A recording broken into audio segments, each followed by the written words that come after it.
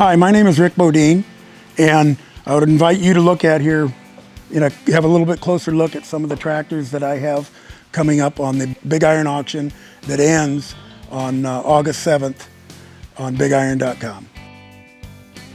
This is my 1954 Farmall McCormick Super MTA. I bought this tractor unrestored, and it has a complete restoration on it. The tractor was painted, sandblasted completely to the bare metal. It is extremely straight tin work. It's painted with Emron urethane paint. We completely restored the motor. It was a major overhaul. The crank was turned, new mains, rods bearing, wrist pin bushings, cam bearings. We mic'd the cam was fine. Completely rebuilt the head, resurfaced the head. The block was line bored. When they turned the crank, they line bored the block. They did slightly mill the head, and they slightly milled the top of the block so there would be perfect mating surfaces. They bored the sleeves out and made sure the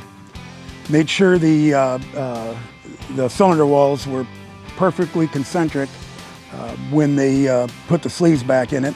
This motor was built by Daily Speed Machine Shop, pretty famous machine shop around Omaha. They primarily do race car engines, and so they really tight tolerances.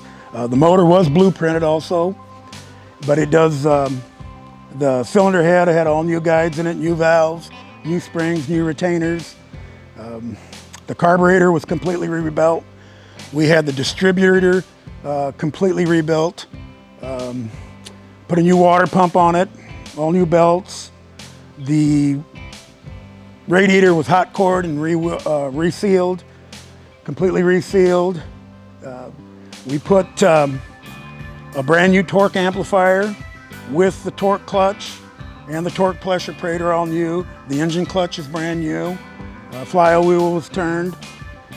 The power steering unit was rebuilt. All the brakes were rebuilt. This one here, we put a new battery box on, new seat, new steering wheel. All the gauges are new. New muffler, of course. It has, can't remember on this one, I think it's 15.538s on it. All the wiring looms are new, fuel lines are new, bowl. The starter was rebuilt. This has been changed over from 6 to 12 volt. The alternator is new at the time. This tractor was restored in 2008 to 2009, and it has virtually 0 hours on it other than the engine break-in and me starting it 3, 4, 5 times a year. The bolster was completely rebuilt. New wheel bearings, new races in the front end. All the hydraulic lines are new, new coil.